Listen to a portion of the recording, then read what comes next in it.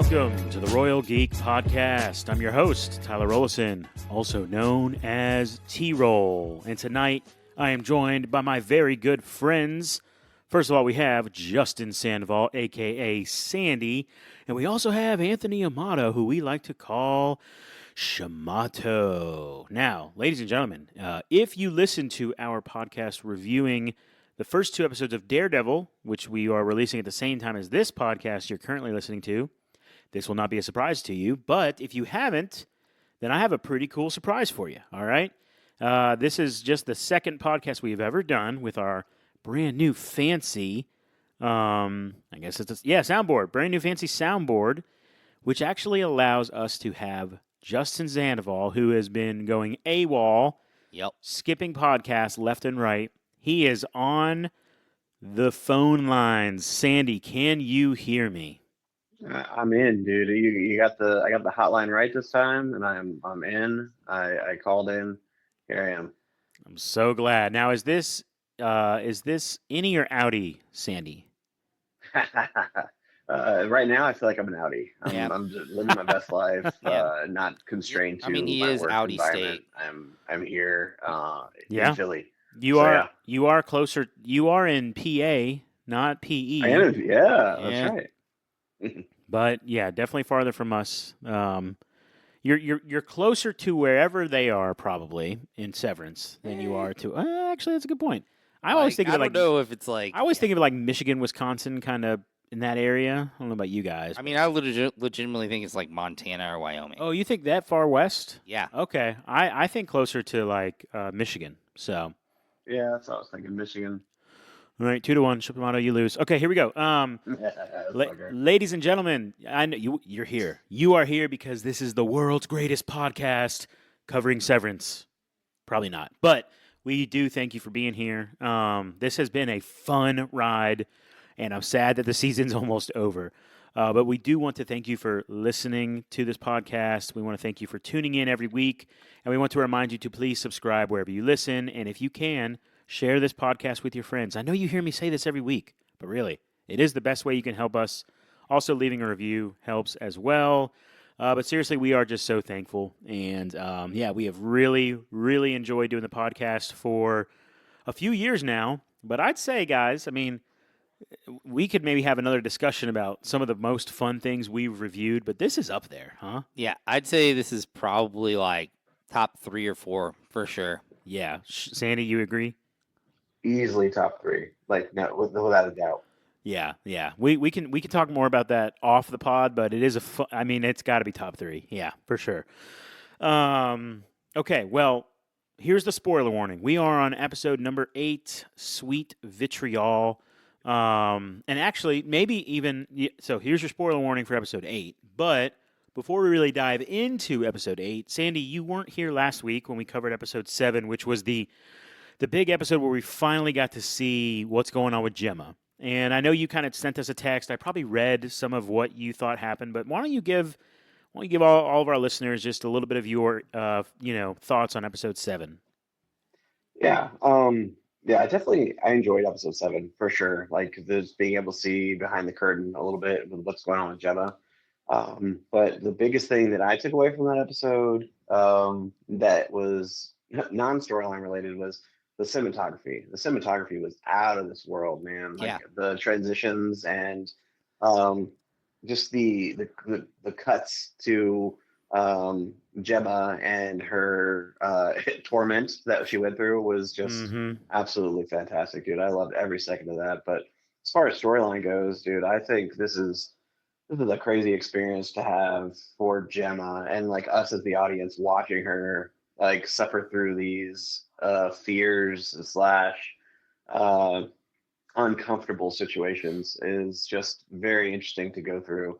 And I really feel like what's happening here is Lumen is trying to perfect the Severance chip. We already saw the labor retreat where she the councilman's wife or whatever is using her Annie to childbear and not have to deal with pregnancy. We saw that being taken care of on the outside, but I feel like Gemma on the quote unquote testing floor slash was it export hall they call it, right? Yes, exports hall. Um, Yes.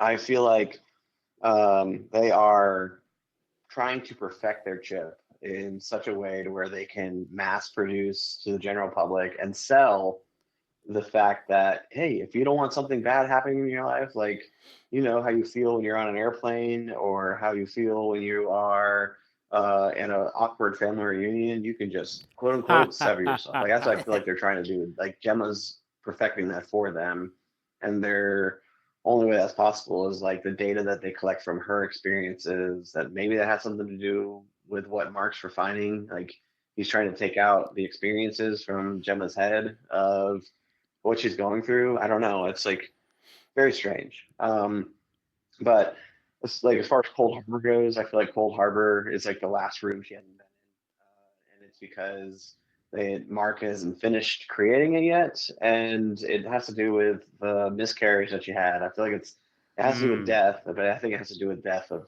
like her child or her baby, and like because that's a pretty traumatic event that people go through in real life, and I think that if they unlock the key to severing that experience, then they will unlock a whole new world of getting their chip out there, and it's just a game changer, and I just a lot going on in that episode.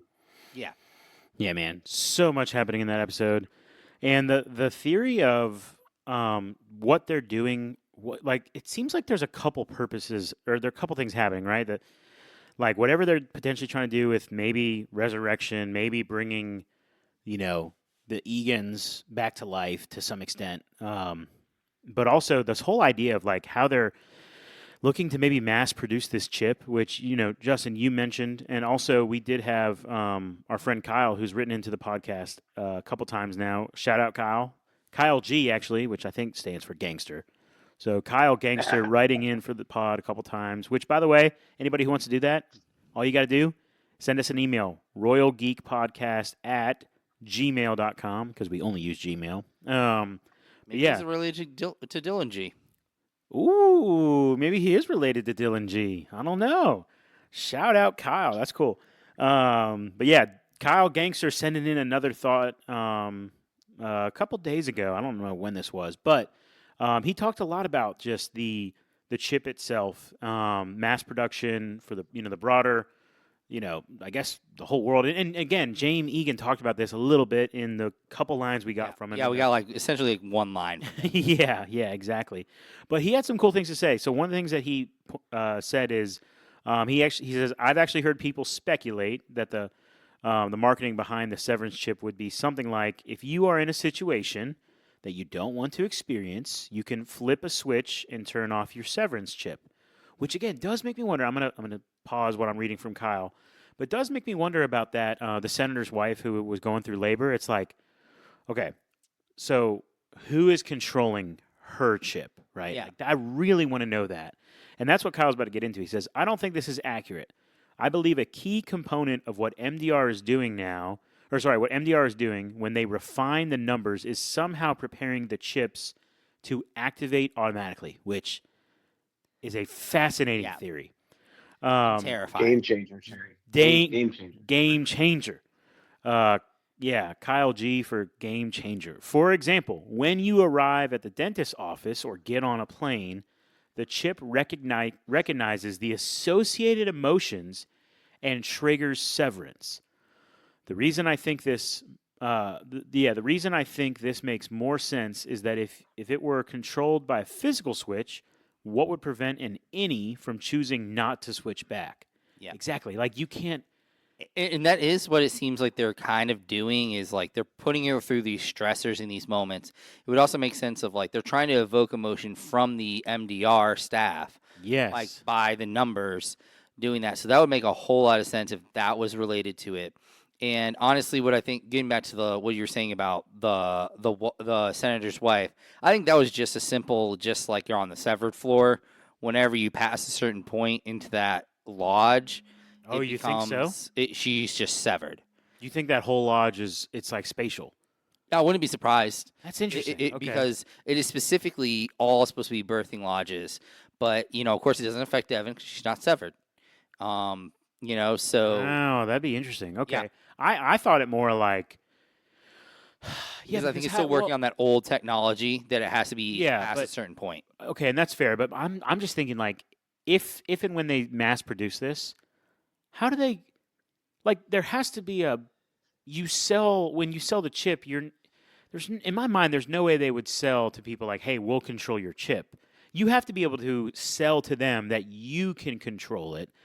Unless it is completely what Kyle's saying is true, that it's like, no, it just automatically does it when Yeah. fear Yeah, I think it's automated. I think it is literally got to like be automated. like to the point of it'll either be they're just collecting so much data that these things will be you can either put a list together or it just like a certain amount of emotions that fall into you that you're just like bam, your mind knows once it triggers a certain thing and you are automatically severed, which is like I said is a terrifying thing. Dude, It's like yeah.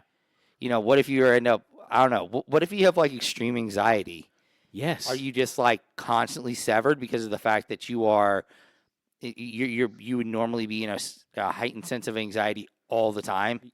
Exactly. Yeah. And like what if like you go on a roller coaster Yeah. and you get you get fearful on the roller coaster and then your innie wakes up on a freaking roller coaster. Yeah. Like this is a Or weird like it starts stealing good experiences. Like you said, like on a roller coaster. What if you wanted that. like that little bit of a fear in that sense, Yeah. but you're afraid of that but you're afraid of like airplanes or something like that. Right. Like then it's The literally thank you stealing notes. it's stealing positive experiences because it can't differentiate between one and the other. It just knows the feeling. It Yeah. can't differentiate. Or maybe they That's sell funny because I was on an airplane this morning and the last 30 minutes was like pure turbulence and there's like people screaming on the airplane. And I feel like that would have been a perfect opportunity for the seventh ship to Yeah. take place. And So Sandy the wants to Amy be experience the screaming. Sandy wants to be severed is what I'm hearing. Yep, that's what I'm hearing.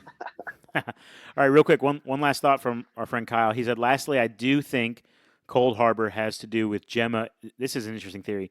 With Gemma experiencing death and looming, confirming that the chip would allow people to bypass that experience. How this will play out, I'm not entirely sure. I don't think this is Lumen's ultimate goal, though. I still believe they want to resurrect deceased Egans, which I believe that as well. Yeah. But that is interesting, too. Like, is there a way to bypass death? I mean, if you look at it a way of not necessarily bypassing death, but bypass the feelings surrounded by death, could be a very possible idea if you can, pin in on that. Like we were kind of talking a little bit before the pod, but like her miscarriage, that happened. Could that be something that could be trigger something there like that, like having to deal with, something simple like your pet dying? Could that be something that you could end up severing? Like, and I'm not saying that these are necessarily good things. Sure, no, I But get like it. they're moments of like, but it could be something in the moment you selfishly want to get rid of that feeling, even though it kind of robs you of like Healing. that healing. Yes, Which comes back to Mark in season 1, early in the Severance, right? Yeah. But also, like, how would those chips, if that's true, like, I feel like without proper healing, you're always going to be experiencing that emotion, which means you're constantly going to be getting Yeah. severed. which is terrifying. Yeah, Gosh, it's crazy. I think that's where it comes down to. I think that's also how everything. That's how it always comes down to when it comes to these things of the mind being affected by things. It's these unintended consequences. It's the same idea of like the idea of the robot who eventually develops singularity and AI and turns on humans because humans are just constant contradictions of their own morality. Yeah. Like and I think that's kind of how it would kind of go is like all of these moments because like all of a sudden what if it's fear that causes that's one of your triggers for severing, or what if you end up having the fear of being severed like in a gosh. moment, Oh, like gosh. and then it's like this almost this rolling moment where you're constantly being switched back and forth. It feels like this podcast right now. We're in a whirlwind right now. Sandy, any other thoughts before we talk about Sweet Vitriol, episode number 8? Well, I mean, I feel like they have nothing to do with each other right now. So That's true. Yeah, because this episodes episode was 7 so and 8. different. Like episode 8 was so just on its own linear path. So Yeah. anything you guys want to talk about right now pertaining to Gemma, the chips, any of that before we talk about Harmony for a long time. Yeah. No, I think Let's we're bring it up. good, man. I think we need to go to Harmony. Okay, which before we do that, I want to say shout out to Sandy in a text thread just before episode 8 came out. He definitely predicted that this episode was going to be entirely about Cobel. I don't remember exactly what you said, Sandy, but I remember when I was watching this, I was like, son of a gun, he's right. Again, so he's been on a heater, despite the fact that you've been playing hooky and not showing up. You've been doing good aside from that. So, but yeah, man, here we go. So Harmony Cobel finally goes back to Salt's Neck, I believe is Yes. what it's called, which we did see Yeah. the sign for Salt's Neck in an earlier episode of this season. She's been gone for 3, 4 episodes, maybe. Yeah, I think 4, probably around there. She just bailed. And again, we were speculating, what? Which is apparently something that she just does because it seems to happen a lot. Yeah, she is just a wild card. And the whole thing about this episode, I had a love-hate relationship with this episode. Yeah. Actually, what was y'all's kind of just overall stance on this episode? I mean, Love me, for sure. I would honestly probably say pretty easily the worst episode of the season, in my opinion. Not saying it was awful, but it is obvious. Just compared to everything it was else. Just compared to it, it just wasn't up to par, in my opinion. And I feel like, although I knew that they were building to something, I think it kind of fell into the realm of almost the same thing that we sometimes bring up about like Marvel TV series, where it felt like it was an episode where it's towards the end of the season, but they didn't use all of their time to the best of their ability. I mean, this is easily the most likely episode to be skipped on a rewatch. Yes. Oh, for sure. Literally, you could just watch the last 15 minutes and you'd be good. Yeah. Yeah. Which there is a monumental moment at the end of There this is, episode. yes. That they were building towards. But yeah, I do agree with that. And one thing is, again, it was a focus on Harmony. Like she's the protagonist in this episode, Yeah. she is absolutely the focal point. Her background, I think the love-hate part. So the love part about this is, I think I really love how, there's been a lot of mystery about Harmony and her background, and I've even talked about it with her and Milchick. Like, why are they so committed? What makes them so committed to Lumen, right? Harmony gets fired in the end of season 1, but she's the one that ultimately saves Lumen from catastrophe. Yeah. By discovering that Mark's innie is awake, right? Yeah. And why? And so one thing I want to give the show credit for, they could have just at any point in season 1 or even season 2 just kind of explained why she's loyal. Now we had to wait a long time for this, but instead they show us. We had to build towards this. She didn't just tell Mark or Milchick in her office at some point why she's committed to Lumen. Instead, you get this whole backstory of seeing her childhood home. Yeah. You see it, and she's in her mom's bed taking oxygen and crying, which I will admit was a little strange. It's real weird. Really weird. So weird. But I like that they showed us significant backstory without just saying oh yeah, I've been loyal to Lumen, forever, and here's why. You saw her loyal with her shrine that she had in her basement, but you didn't know why, Yeah. and I feel like they kept us on the hook for it for a long time. But yeah, I had another thought that went away. But yeah, if you guys have any thoughts on that, I guess. I will say, before the last 15 minutes, one of the things that I thought was really nice about it was visually. There were some really visually striking shots of where she was going. I felt like the set design was really interesting. in what they were doing, and they were kind of like stretching their legs a little bit because they haven't gotten a whole lot of opportunities to do like extreme set design type of things, or like That's true. nature shots and things like that, like outside of the Orpo. the Ortbo. So I feel like it was an episode where they kind of were able to stretch their legs a little bit and do some cool stuff with that. There's some really interesting, beautiful shots, I felt like, in that sense. That was probably the brightest spot up until, like, essentially until she got high. So because and then there was also some interest that you did get a little into her background before that, but I did feel like it was like it was a slog for a while there. Yeah, yeah. It was. Now, I will say, you mentioned it's a slog, right? I will say this though, like Patricia Arquette, who plays Harmony, I think her performance is really, really good. Like let's not take away any like acting chops here. Like, yes, the episode may have taken and pumped the brakes on the story with Mark and everything for temporarily, but like Harmony does a good job of conveying what's kind of going on right now. And if you think about it, if you really think about it, like the last couple episodes, so like episode 6, it ends with Mark kind of like passing out, right? And with the reintegration.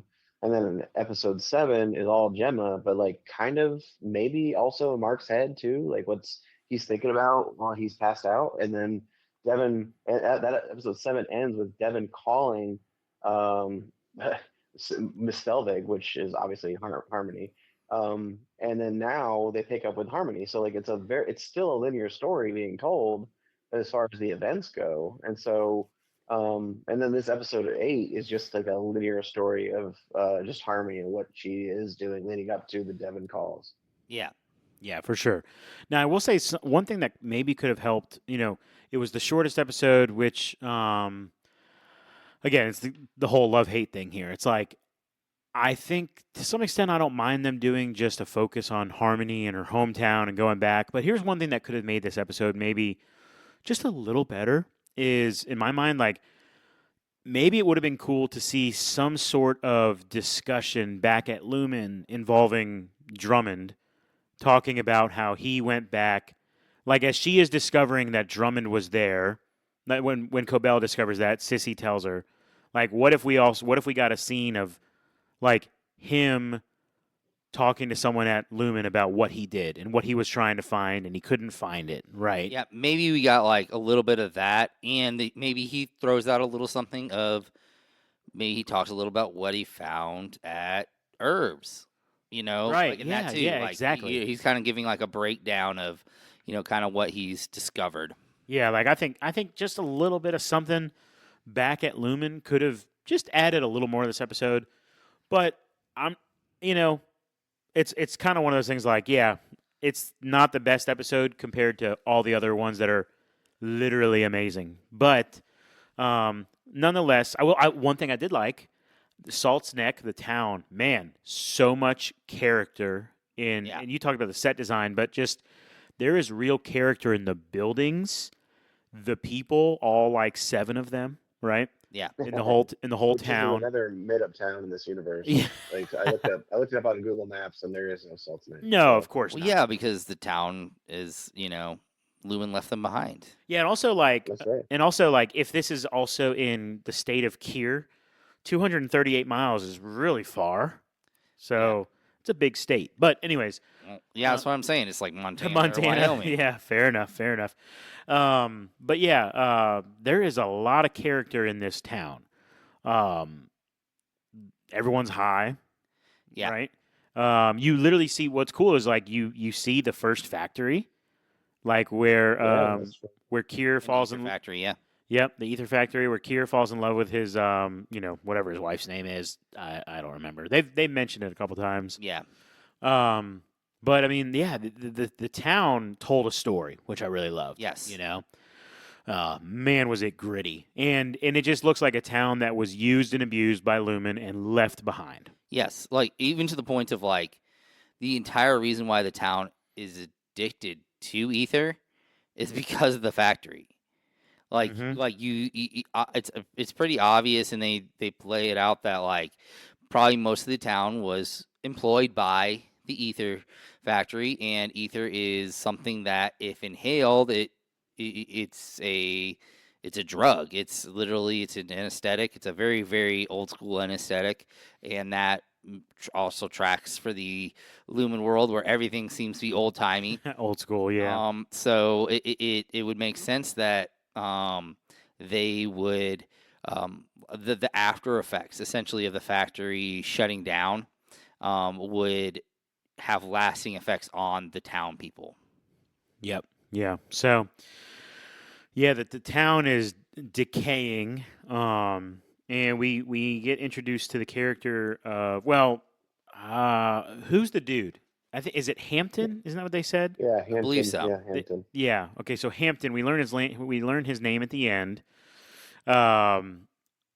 I really like. At first, I thought maybe it's her brother. Like the way That's she what I said, thought too. she Yeah, I said was thinking that too. sissy, and I was like, okay, so that's maybe their sister. So later on, when they're kissing, I was like, well, this just got really interesting. Yeah, when they were kissing, I was like, well, he could still be their brother, because how weird this is. Yeah. Yeah, I mean the Skywalkers did it, right? So it's fine. But yeah, I think he was more like a. I think Colleague, didn't he? Yes. Yeah, at one point she said that. She said he was a colleague, and she also called him a chum. Yeah. Which is a little bit of an odd source, but I believe they just worked closely together in the ether factory. Yeah. As very young children. Yeah, child labor, and that's what he said. Yes. Which again, we coming back to Miss Wong, right? Like, yeah, there's, dude, Lumen is just it's wicked and it's crooked, you know, Yes. and Yeah. you're getting more and more of that. So, anyways, you get introduced to Sissy, and it's still just confusing to some extent. Like, you know, this is clearly where Harmony grew up. You see her like marks on her door frame, which like tracing how tall she got. This is where we learn this is where her mom died. I'm kind of breezing through all this because I want to get to the really important part. Yeah. But Which I will say real quick before you breeze yes, through everything, like maybe like 1/4 into this episode, I had to quote Gemma in real life, and I was like, "Why can't you just speak normal? Like Harmony, the way she speaks, I'm like, oh my yeah. gosh, How dude. anyone who's Why can't you touched just by speak Lumen normal?" speaks, you know? yes, so fair. Gosh, it is true. Okay, the big moment with Harmony. Before we get there, is anything else you guys want to talk about with just the town, Sissy, her house, just Hampton? You know, her crying on the bed with the oxygen was Yeah, it was interesting. weird. Yeah, I mean that was very strange, but I mean, I mean she didn't get the chance to mourn her mom. I guess that's true. so Yeah, she didn't. That's that might be fair. a reason why. But the oxygen part was weird. Like that was. I don't know. People I mourn mean, their own ways, I guess. she clearly hooked that thing back up, right? Like, was it working? Like, I feel like it was working. I think it was working. Unless she just. I have no clue, man. Yeah. That scene went on like a very long time. So I Yes, feel it like did. They even longer showed than the it should have. They even showed the sun like shifting in the sky, and I'm like, man, Hampton's been out there just what a dog, just waiting. Yeah, just being a good dude. Just being a good dude. And then he comes in. You can hear him and Sissy screaming at each other. It's like not like you can't really tell what they're saying, but he comes upstairs. They get high, and like even the way like he's just kind of being. It's so funny because he's like being there. He's being there for her, like hey. Just kind of walking with her and just like being a shoulder to cry on, kind of. And then all of a sudden he's like, want to get high? And then they just do it.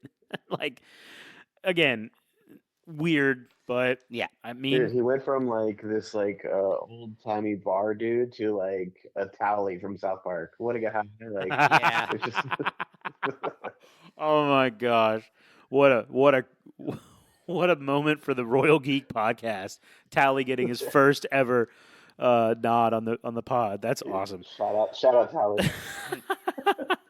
Dude, Tally would definitely love Salt's neck, bro. Yeah, he was a real one. Dude, he would Yes. love Salt's neck. I mean, how do we know that what he was dipping the ether in was not Towley? Yeah, that's true. He put Tally. He Ooh. literally used Tally. dude. Shamato, clutch.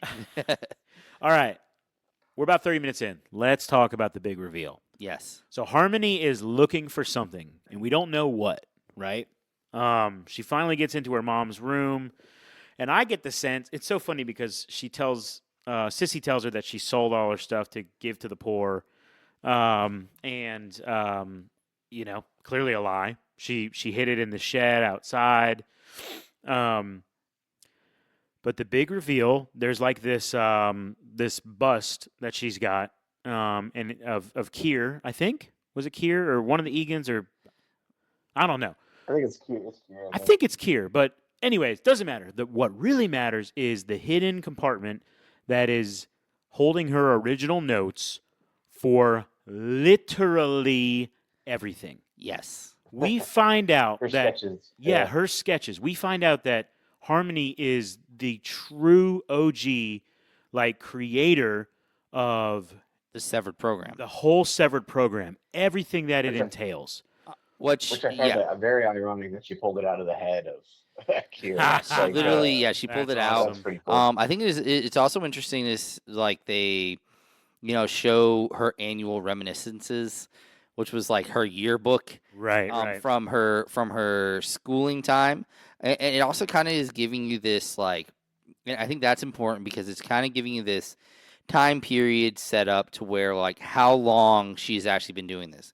Because no offense to Patricia Arquette, but she's not a spring chicken, and they're kind of connecting this to like her more youthful years. Right. So it's kind of leaning back into almost what we were getting back to in the last 2 episodes ago when Bert and Irv and Fields were having that dinner, and kind of like the idea of how long has Severance actually been around, and all those kinds of things.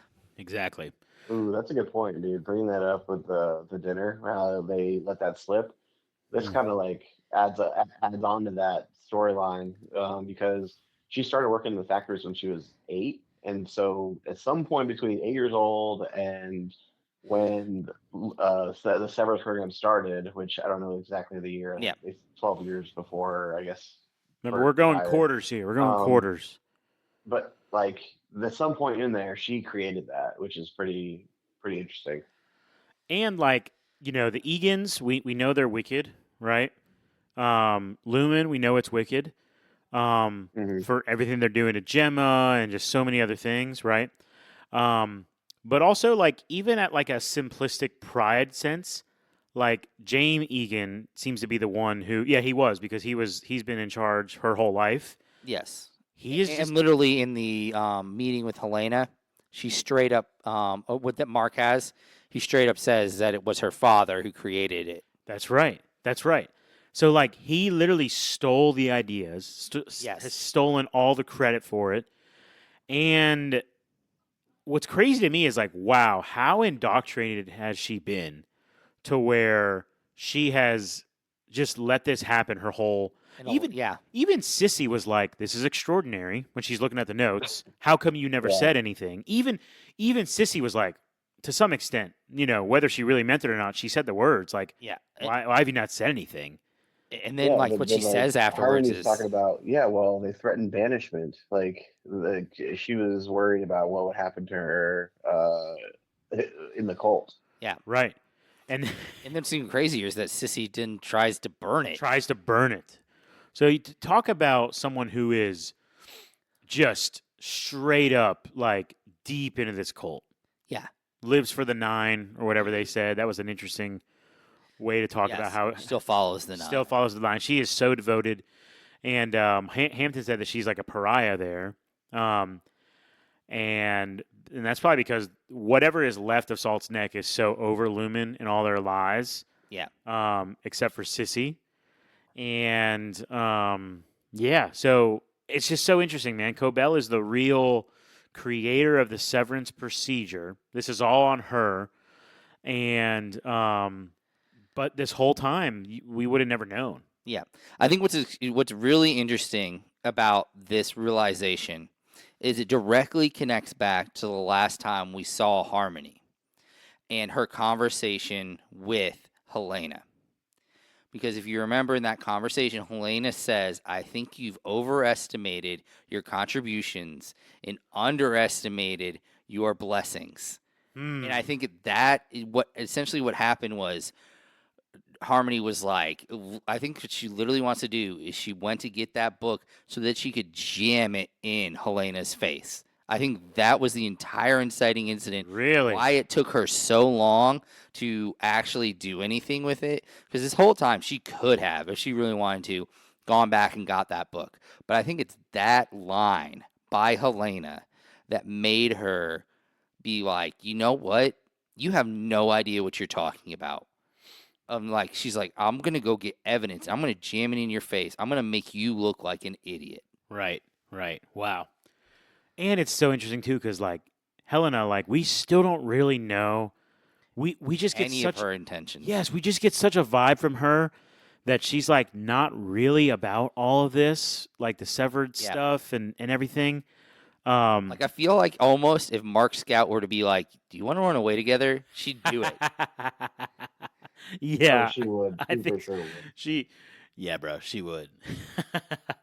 um, so yeah, Cobel came up with this. Jamie Egan stole her idea, and you I know, don't even know if he necessarily stole her idea. I well, think she took the credit gave- for it. I think he did take the credit for it, but like I have a feeling she just gave it to him. Right, but like she gets no glory from it Yeah. and gets fired. And why exactly did she get fired again? Remind me. I'm trying to think back to season 1, like what she did. That I'm really struggling to remember this. Do either of you guys remember? I mean, let's see. Oh my god. Oh well, actually, was it when Helena tried to, or when Helly tried All to the kill shit- Helena? Yeah, I think it had to do with that. Yeah, Yeah, which because in fairness, from Lumen's perspective, that's not a bad reason to fire someone. yeah, like the heir of the company, essentially, she's running the company, tried to off herself. Yeah, Like, under her well, watch, she and she did didn't not say notify them. anything. yes. Yeah, okay. And then I think she was digging too deep into like reintegration. I think she was pushing in that direction because I think that was part of it too. Is she was digging into reintegration as well. Yeah, that's right. So, anyways, yeah, Cobel is responsible to some extent for Severance. She gets away. Hampton is sticking around. He lets her take the truck, and it's someone's showing up. Yeah, It's got to be Lumen, right? We Yep. don't know if it's Drummond or someone else, but it's Lumen. And yeah, then the episode ends with Cobel finally answering the phone when Devin is called. We think at least for a third time. And again, it's like, what is her angle? What is her? What is like? Does Cobel want to help them now? It feels like that's what's happening here. yeah, I Correct, think correct. so. She's like, tell me everything. And put Mark on the phone. Mark, tell me everything. Like, that's I think it's also interesting. she's just super curious because it's like her process that she thought was essentially foolproof is no longer that, and I think she kind of wants to just know, Yeah, what that's is why I'm wondering is like, going on. Is she really going to help him, or is she just gaining intel right now? Like, Well, I think one of the bigger questions that we need to ask ourselves is like, why reintegrated Mark have any like motivation to tell Harmony Cobell slash his neighbor Selvig anything about what's going on? I Because totally the agree, only thing bro. that he's known is like deceit and lies from Yeah, because her. he has a negative connotation with his innie because of who she is And his Audi.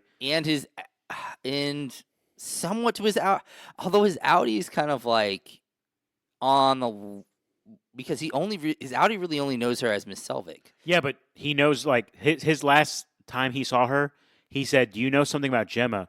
And he could tell she was not telling him Yeah, everything. yeah, true. Okay, so yeah, you're right about that. So like so it's like I'm with you, Justin. Like why are they calling her? Like I know they're scared, but like and yeah, I guess Ragabi only almost Well, killed your brother, but still, like why are you calling Cobel? Like well, Also, I how get why does Devin's calling her because Devin's kind of like, well, she tried to infiltrate our lives, but like, what was like she maybe have justified that kind of some way. Like maybe she was trying to, I don't know, get closer to the family because to get intel on maybe like Mark's whereabouts in Lumen. But like, I don't understand Mark on why Mark would be willing to work with Harmony at all. Like Yeah. that's a Yeah, big question to me. Like I feel like there would be no reason, any or outie, on why he would want to help her I, at all. I think it's also interesting that they specifically do know that I would like to know more about the relationship between Harmony and Ragabi. Like, because I Me feel like too. Me the too. way that she says Ragabi and the way that she stated something like she hasn't killed him yet, that seems personal to me. Like that seems like that's something like she's aware of her like as a doctor. Hmm. And after seeing that Harmony has so much connection with the creation of Severance, maybe she knows something about Ragabi's work in everything. And I know we know a little bit about. I think she already knew that Ragabi was kind of like Close. doing things and stuff like that. But like the fact that she specifically stated like she hasn't killed him yet makes it seem like she doesn't have a whole lot of like faith in her as a doctor, and it's kind of like a little jab at her, but a jab like a knowing jab. What if Harmony is Ragabi's contact on the inside and also the one talking to Irv on the outside? Like, what if Harmony is actually like a double agent kind of thing? Man, I just again, it takes me back to why would Harmony then stop the OTC? Like in the finale, like she was Lumen's savior that day. To maintain good standing. Like she had lost standing, and now she's trying to get it back so she can stay close to the to I everything. mean, that would be a deep play. I Like, mean, yeah, it kind of essentially got her potentially almost rehired. She'd gotten yeah, fired, It and it would be did. a way for her to Yeah. get rehired. I'll buy you a good drink if that theory is true, Justin. That would be crazy. That'd be really crazy. So, but yeah, she's driving back. She says to Mark, "Tell me everything," and that's how.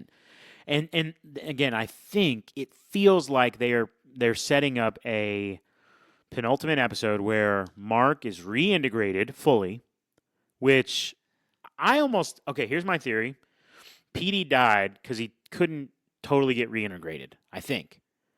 I feel like, or at least I hope, because I really don't want Mark struggling mentally when he's down on the severed floor.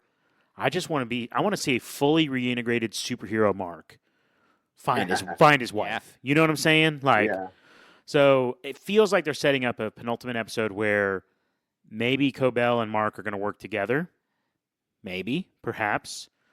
Um, but again, it wasn't that long ago where Cobel wanted him to finish Cold Harbor as well. Yeah. And what does finishing Cold Harbor mean for Gemma? I just, you get the sense when Harmony's back at Salt's Neck that she's through with Lumen, but is she through with Severance? Is what I'm getting at. Is Yeah. she through with the overall goal? Not Lumen, not the Egans, but like, is she through with Cold Harbor? You know, is there a part of Well, if her that's the that's case, why does she sever herself? Like, if your beloved baby, why did you do it to yourself? That could have been. well because yeah, which is shocking that they let Helena do it in the first place because I don't think important people should be severed in Lumen's mind. Like I think that's how like Lumen doesn't. Which might be, laying into the point of what James thinks of Helena.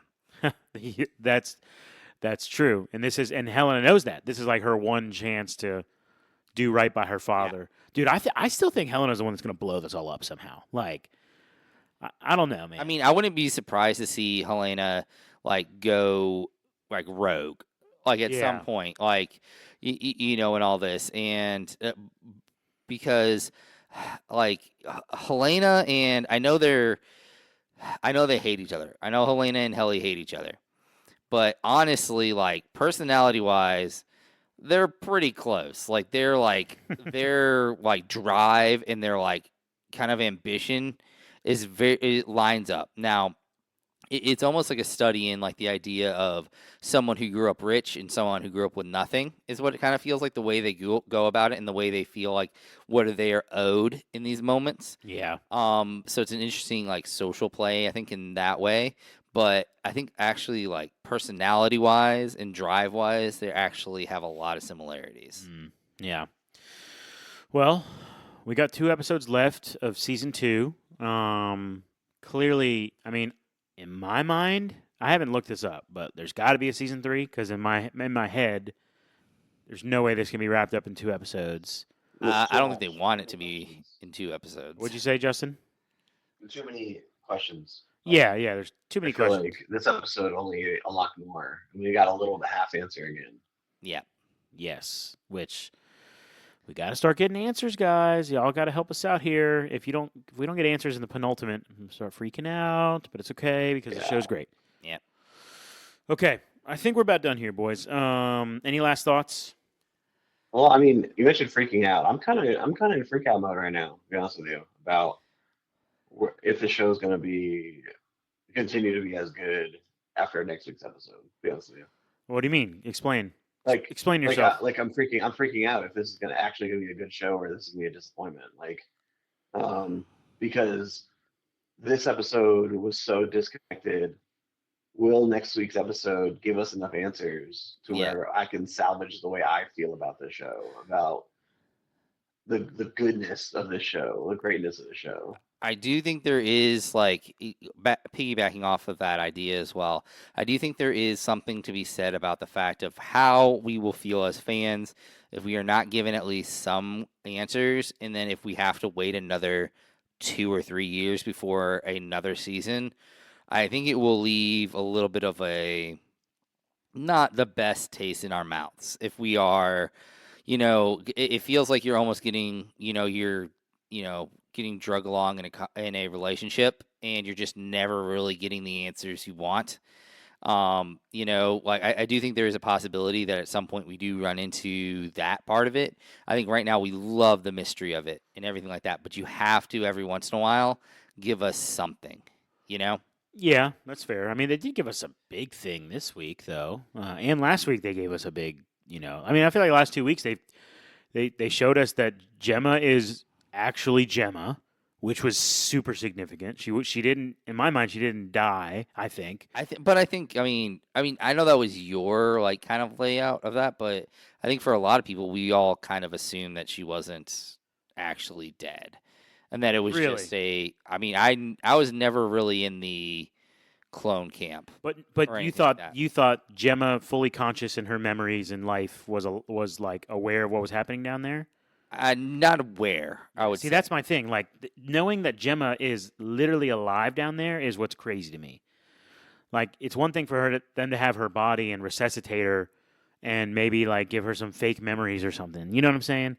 So I thought that was significant. And then this week, it's like, oh, Harmony created all this, So, Yeah. To the bigger point you guys are making, I agree. I'm still hopeful though. Justin, I know you're a big pessimist, so you're miserable to be around. We don't need any more MCU failure to do finales. Like we don't need that. No, we don't. And this is not. This is the crossover we don't need. We don't need. Yeah. Like, I mean, if we just think about this simple idea, like we need at the very least something to be like the ending of season 1 with him saying she's alive. Amazing. We need something that like that's even though that's technically opening more questions about like her existence, but it's at least giving us the answer of what has happened to his wife, that she's no longer dead. What if he finishes Cold Harbor and then she dies because of it, and the last words of season 2 are, "She's dead." Ooh. She's no longer alive. That would be crazy. T-Rolf, if that happens, then I'm by you next stream. Here we go. Now we're talking. Now we are talking. All right, boys, time to wrap it up here. Big shout out to everyone who tuned in. Thank you so much for listening. Be sure to come back next week for our review of episode number 9, the penultimate episode. We should be together. So I think we're going to have the whole band back together next week. So looking forward to that. And once again, please subscribe to the podcast wherever you listen. Please share this podcast with your friends and leave us a review, a comment, or write in to us, royalgeekpodcast@gmail.com. With all that in mind, for my good friends Sandy and Shamato, this is T-Roll saying thank you so much for listening to the Royal Geek Podcast. We will see you next time, you peasants.